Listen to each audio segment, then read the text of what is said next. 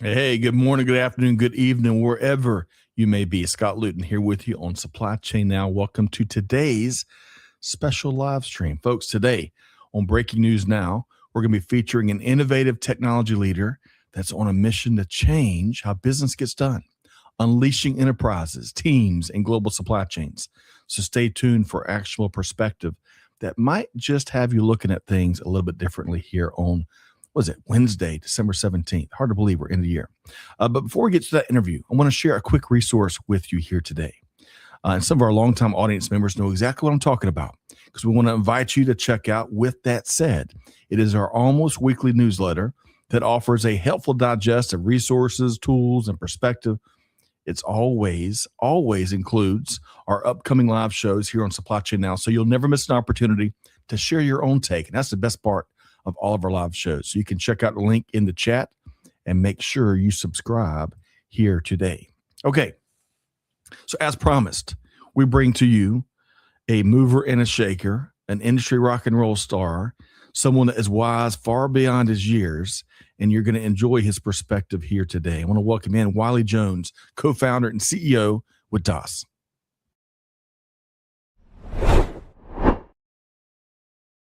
Hey, Wiley, welcome back. How you doing? Amazing. Happy Wednesday, Scott. Happy Wednesday. Happy holidays. Congrats on an incredible year, which we'll touch on in a little bit. But I'll tell you, between family editions and business editions, you've got a lot to celebrate this time of year, huh? Yes, that's right. The highlight of my day, we were saying behind earlier a couple minutes ago, highlight of my day is hanging out with you guys right after baby breakfast time. So it's been a great week. Hey, you don't have to change any diapers in our time together. So that's right. Great to have you here today. So let's do this.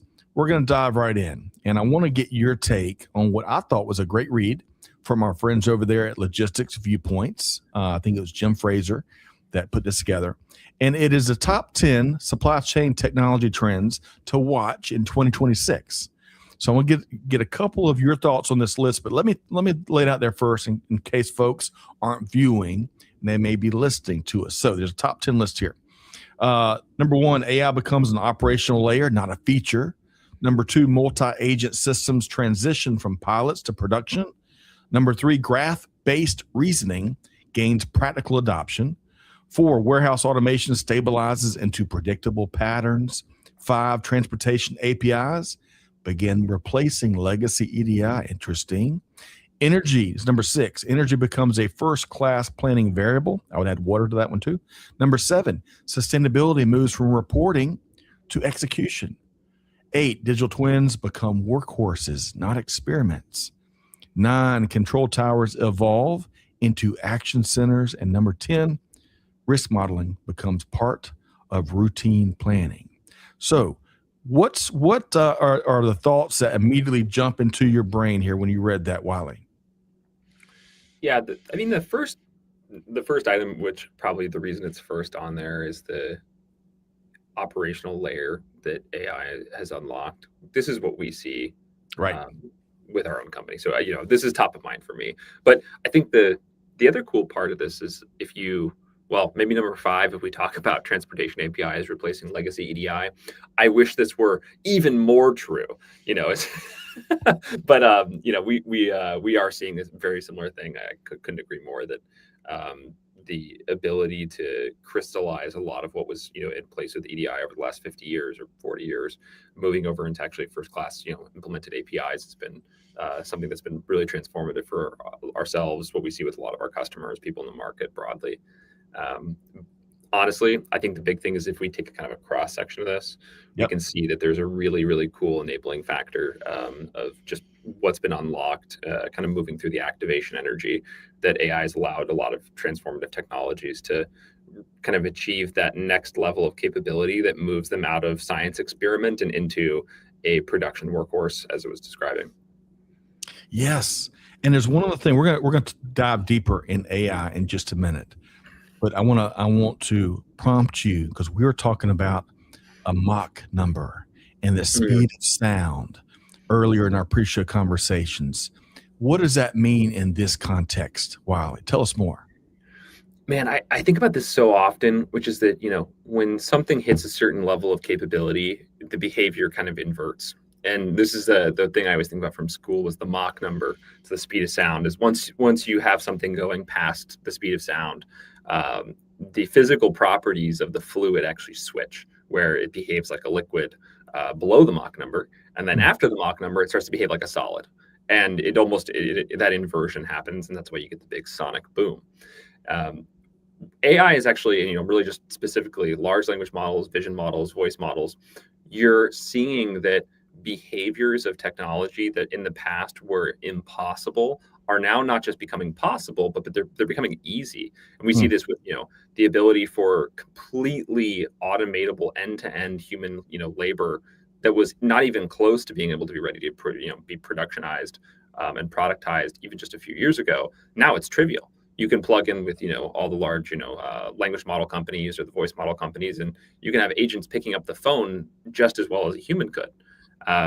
That was completely impossible, and that inversion that we're seeing is, I think people are just beginning to wrap their minds around what the productized version of this will actually end up looking like in practice.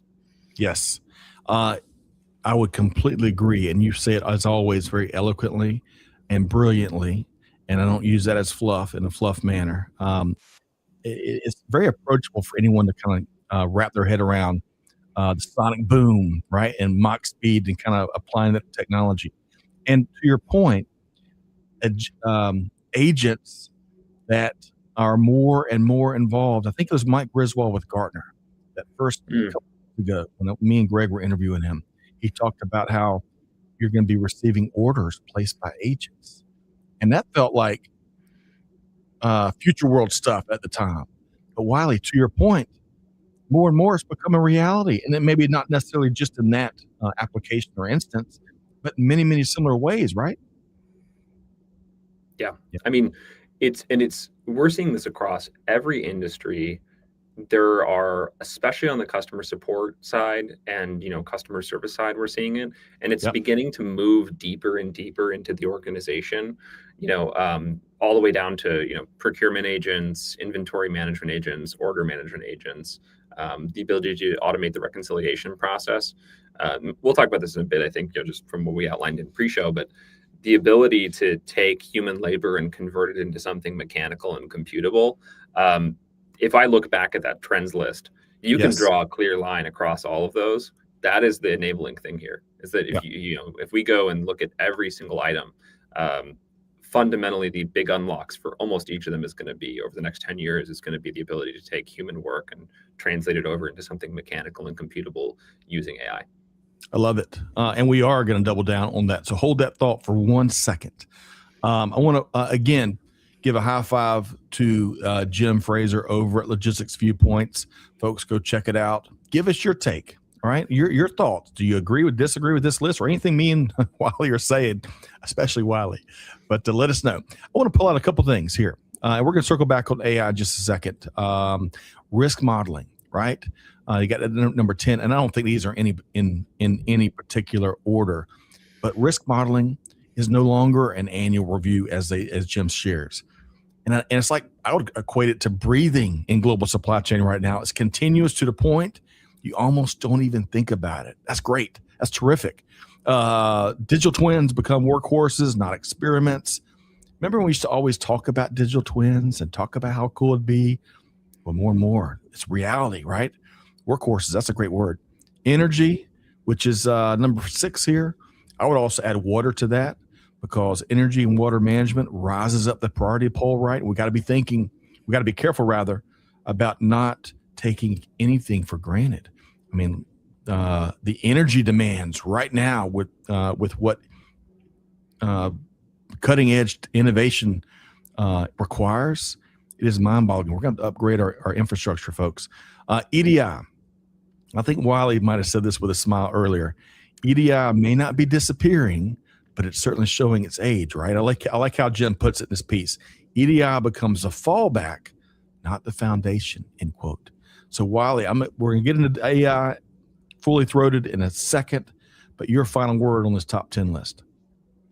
Yeah, the risk modeling one is so interesting because it is the exact kind of thing you don't want to do annually. It's the kind of thing that needs to happen continuously as soon as the underlying pieces of information that make up the risk characteristics and make up the risk profile of something. As soon as those change, you want to go in and drive downstream action.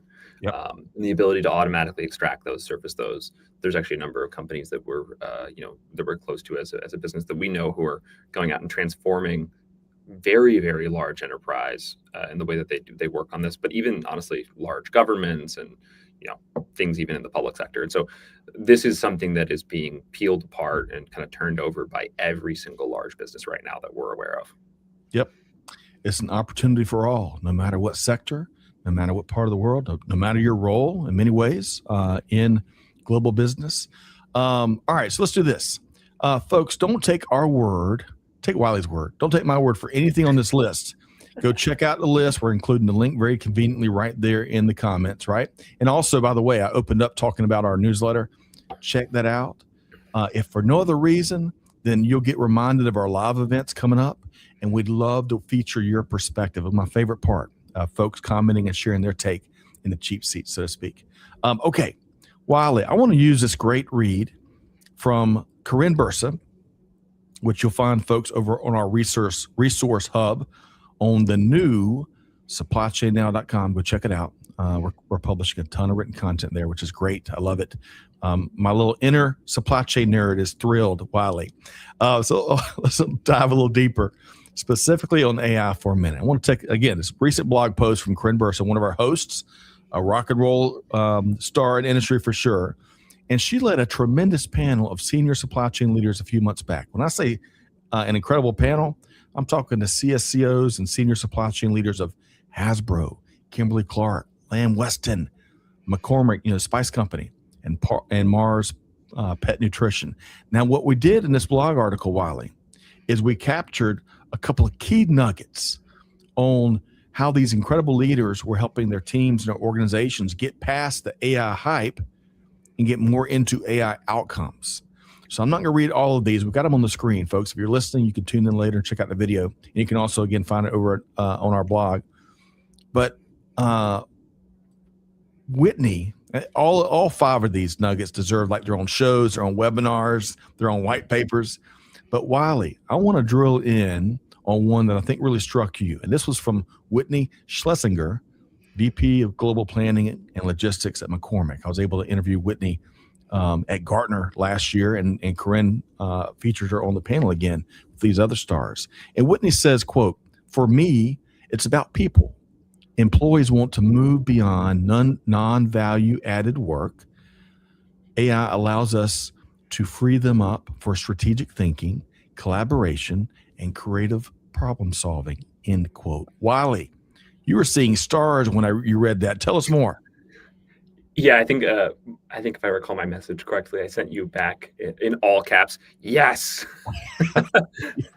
So that's a good summary to start with. But what I think Whitney nails is that whether we want to admit it or not, technology is about people, and it's about augmenting the things that we can do. The famous Steve Jobs quote about computers is the bicycle for the mind, right? Yes. And I think that's what's so beautiful about what we're seeing right now is that we are, and if you'll let me go on my tangent for a minute, just to bring it back, we did something really insane. We basically took sand, we etched, billions of tiny little atomic rock formations into silicon, and we fed it a massive sequence of numbers to crunch. And then we get human level judgment, intelligence, and knowledge work that it spits out on the other side. Like, that's insane, just kind of on its own. Right. But what's even more crazy is that we can scale this, what is normally human labor, human knowledge work, as a function of what you talked about, water, electricity, and this machinery in these computers. And we can get something that looks like the Industrial Revolution for human intelligence and for human labor, so that people can move beyond this non-value added work, exactly as Whitney was saying. And we can take the toil and the excise of going line by line through spreadsheets and reconciliation that everyone who's listening to this show, anyone who has worked in the supply chain and logistics world knows that the world runs on this process. we're going to have this insane upward mobility from a capability standpoint that every single person is going to get moved up the strategic hierarchy. And I think leaders like Whitney are already positioning this for their own organizations. And my call to action here is for every other person to really deeply internalize that. We're experiencing something that hasn't happened since the industrial revolution, is my point of view. Wow. And I love mirroring that. You wrapped up your thought there with my point of view. The other quote that we've talked about, because I think it's core to how you view the world and from your experience as a practitioner, right?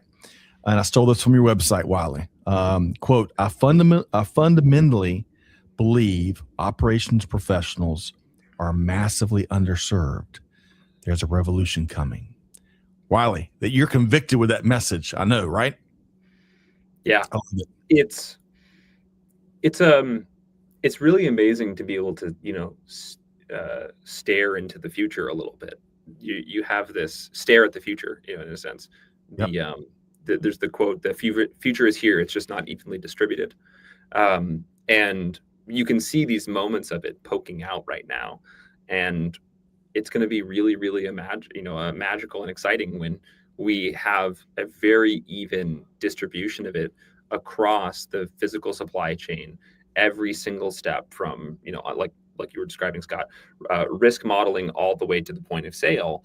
Every single workflow will be transformed, and things that are painful and frustrating and difficult and time consuming, we will find ways to make mechanical, the same way that we did with the manufacturing facilities and assembly lines of the Industrial Revolution. I think it's a really beautiful time to be working on all of this. It is. And going back to that visual you were painting, I certainly hope the future, as it pops out and peeks at us, is a lot more about the Care Bears and a lot less about gremlins. Wiley, okay? That's right. Can we both subscribe to that future? And hey, kidding aside, the future is, as Wiley so nicely describes it, it is a bright future, especially, I would argue, for the human element, because of how they're going to be unleashed to bring the uniquely human powers and superpowers to the equation for organizations everywhere, especially for those humans out there. We've talked about this 1,000 times, that are willing to learn new things, raise their hand, volunteer for new tasks. If you like doing the same thing, over and over and over again for 8 hours straight every single day, it's going to be more challenging. But hey, everyone has the option. Okay, so I want to pop this right back up. And folks, you're going to find not only each of these quotes, you'll find a link to the actual discussion so you can have all the context. Context is so important these days. Corinne did a great job with these 5 incredible leaders in such a short amount of time. And we're including a link right there to that blog. You can learn more. Okay, so Wiley, we have got some big news. We're going to kind of finish with a bang. And we're going to talk more about what DOS has got, what DOS has been doing, and what's next. But first, I'm delighted to share we have got a new series coming to Supply Chain Now, where you and I are co-hosting a series entitled Enterprise Unleashed. I want to ask you a question about it, but first, I want to thank my team for putting me up next to Hollywood of supply chain right here. Gosh, kidding aside, let's talk about the theme is very intentional. It's very deliberate. Enterprise Unleashed. Why is it so critical for folks to understand that message?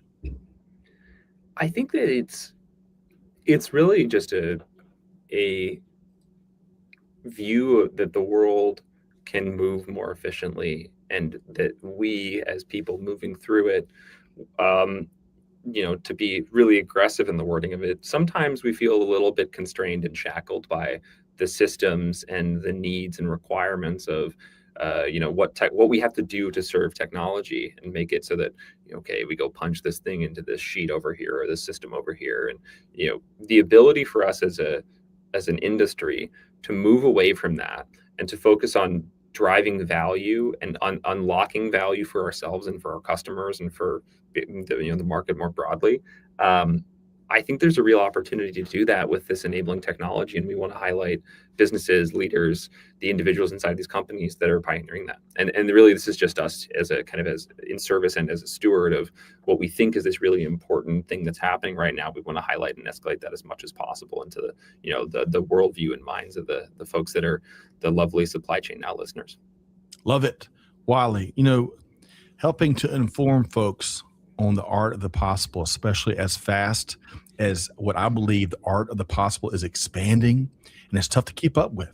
And I think when I've heard and listened to your vision and better understood your vision with this series, that's a big part of it. But there's other elements to this series. So kind of picking up on where you left off there, what can folks expect when it comes to the stories and the leaders and the conversations? Anything else you can share on what's coming up with Enterprise Unleashed? Yeah, I think I'm an optimistic and naively pragmatic person is the way I like to describe it. And the way that we want to bring people into this discussion is like we need to really focus on these vignettes that we can paint and show that are real. We're not talking about how do we apply some futuristic technology in some experimental manner. We want to actually articulate very clearly what are the things that we do as tactical practitioners that unlock strategic value. So we can look at an information and capability level. I did X, Y, Z, and it unlocked ABC. And here is what we did. We're able to accomplish as a business. Yeah. Being able to understand that, but not on the basics, but at the frontier. That's, I think, where there's a really missing conversation right now. People get to that, they talk about the first 10% of something, and I'm like, I want to see the training montage. I want to see Rocky sweating. I don't want to see him just like at the end, running up the stairs, right? And like that's where I think we owe it to folks in the industry right now to like really show how we are going through and building that muscle as an industry. Well, Wiley, I sure am glad that I can lean on you to help fill in all the gaps on the stories that folks need that in some cases are craving to understand, much like what you're craving and yearning to see. So it should be outstanding. So folks, get ready. You'll have an opportunity. All the shows will be live. You'll have an opportunity to join us. We want to hear from you as we work through the stories, the full stories, and stay tuned as the first one is coming up soon in January. In fact, Amanda and Tricia, big thanks to you both for helping out with production. Steady Eddies, I tell you what, let's confirm the date and the time. If you just drop that right there in the comments. Okay, so let's do this. And by the way, it's really important, I think, for folks. Wiley Jones is for long. It's going to be 3 people out there that don't know Wiley yet, but it's really important to understand. Wiley doesn't attack. I would say, just my opinion.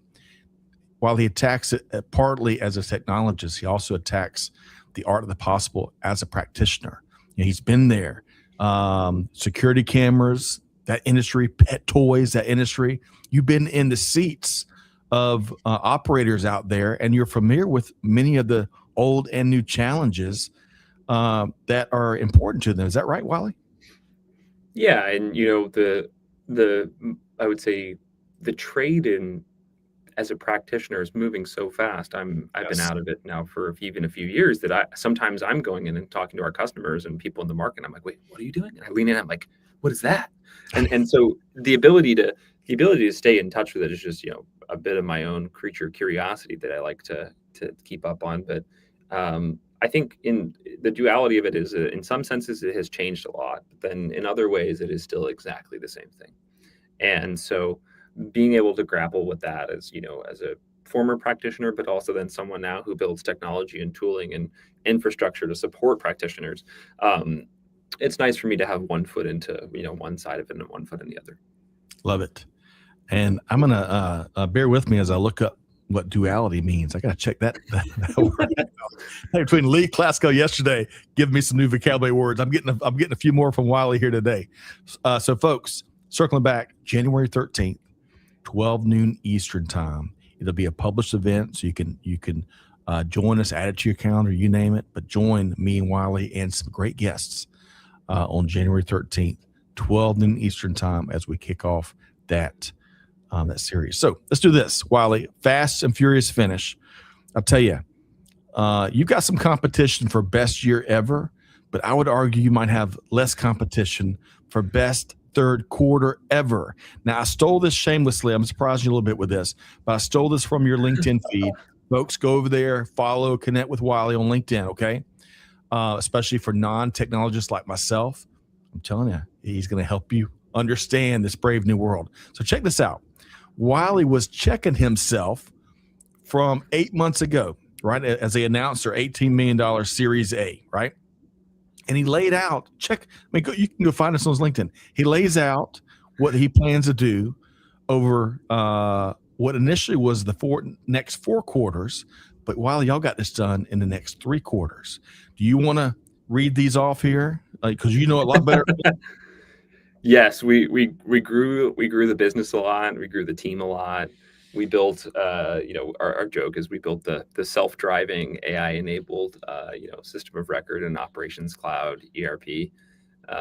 It's been fun. It's, I think that was the quote, the days are long and the years are short, right? Yes. And so, yeah, it was a very fast 3 quarters, but also I don't even know if I remember January. So, well, I love how you wrap up this your receipt here with "Come cook with us," and that's an important call out because Wiley, I believe you're still hiring for the best of the best. Very talented team, a very intentional culture. I love talking with all of your team members, and we should give a shout out to one of our executive producers, Ashan, who is helping you build and fiercely protect a really cool culture there at DOS. Anything you want to share in terms of what you are looking for talent wise next year? Yeah, I mean, on the talent side, I think the best way to describe it is like we really love working with people who are deeply curious and intellectually rigorous and have the intensity and willpower to go in and drive change. And it is an immensely hard job. You have to be a reformer. You have to be an optimist. And, unfortunately, sometimes you need to have a bit of a high pain tolerance because it's hard work. And this is something that everyone every listener knows is the, physical supply chain is unrelenting. And if we want to go in and build tools to enable people to work through this, we have to build them armor for them. We have to build the shields and the swords that can stand through tough battles for what they do in their business. And so that means that also we need to be in the action with them. And so people who are excited by that possibility and not afraid of, being in the line of fire, this is a fun place to work. So, I'm putting the cart before the horse, as I tend to do sometimes, because you kind of laid out a little bit of culture and some of what you're hiring for. Let's make sure we answer the why, the what, really, right? Because you've already you can't have a conversation, I don't think, Wiley, without sharing the why, which I admire about you. So in a nutshell, what does DOS do? And anything else you want to share about what's next for the company? Yeah. So DOS is building an operations cloud. It's very much exactly what you'd expect on the standard procurement, inventory management, order management. There's a reporting layer that sits on top and collects up all of your data. There's a data infrastructure and integrations layer that sits underneath. And we think of it as an adaptive variant on what a lot of traditional ERP has done, where you have all these bespoke modules and they get customized to meet your needs. We help companies deliver on the same exact promise, but with much faster time to value, much more composability, better maintenance, maintainability, upgrade systems, upgrade life cycles. So we try to frame it as, ERP was the phone. We're making a smartphone. You can still make phone calls, but it's a little bit more stuff now. Oh, I love it. I love it. And I'm sure there's a lot of things you're working on you can't share with us here today. But folks, stick around. You're going to be able to hear from Wiley throughout the year. And your 2026, and I'm biased because I've gotten a chance to really know Wiley, got to know him over the past year or two. Me and Marty Parker have had some great conversations with Wiley. We've heard a lot of feedback from our wonderful, wonderful, smartest audience in all the world. And I'm so excited to provide more inventory in the Wiley Jones perspective category. New SKUs coming to supply chain now. Okay, so let's do this, Wiley. Connect, follow Wiley Jones on LinkedIn. Your convenient link is right there, along with the others. Also, hey, if you haven't added Supply Chain Now to your podcast list, do that. Shameless plug. And Wiley, final question beyond LinkedIn, anything else you want to add in terms of how folks can connect with you, my friend? Just send me an email. I try to be super responsive and maybe too responsive. If you just wiley@dos.com, it's super easy. Just reach out to me. Would love to hear thoughts, and anything that, especially things that people are considering as they're working on problems in their own companies, as they're seeing trends in the market. We love to hear from folks that are, especially the practitioners and folks in the Supply Chain Now audience. Outstanding. Don't be surprised if you do hear back from Wiley and the team. And big thanks not only to Amanda and Tricia for handling production here today, but again, Sean, who's doing great work. Hopefully he'll join us on one of these upcoming yeah. We got to get him out, Wiley, huh? That's right. He's so good on stage. We had a conference, our first inaugural customer conference, and he was great on stage. So I got to swap him out for me. We're gonna get him. We're gonna get him. But Wiley Jones, founder CEO at DOS, I am so thankful to have you here. I love your perspective, and we got a lot of work to do next year, huh? Oh yeah, I'm excited. Like you said, more inventory time scheduled and coming soon. I cannot be more excited for more Supply Chain Now area under the curve. That is right. And folks, we have rationalized. We've gone through the SKU rationalization. It's there. Yes. It's there. But I'll tell you, supply chain nerd jokes, they don't ever stop with me. Yeah. But folks, big thanks to Wiley. Big thanks to Tricia and Amanda. Make sure you go connect with Wiley on LinkedIn. Go check them out at dos.com. Don't be surprised if you hear back from the team. I love what they're doing. And folks, hope you enjoyed and learned from this conversation, right? The pace of global business, I'll tell you, it's remarkable. It's getting faster and faster.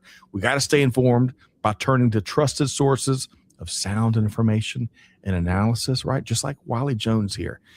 Be sure to catch us, the new series, Enterprise Unleashed, and tune in to Supply Chain Now, wherever you get your podcast. Well, all that said, Scott Luton, on behalf of the whole team, happy holidays, Merry Christmas, Happy New Year, Happy Hanukkah, all that good stuff. And on behalf here of the Supply Chain Now team, do good, give forward, be the change that's needed. We'll see you next time right back here on Supply Chain Now. Thanks, everybody.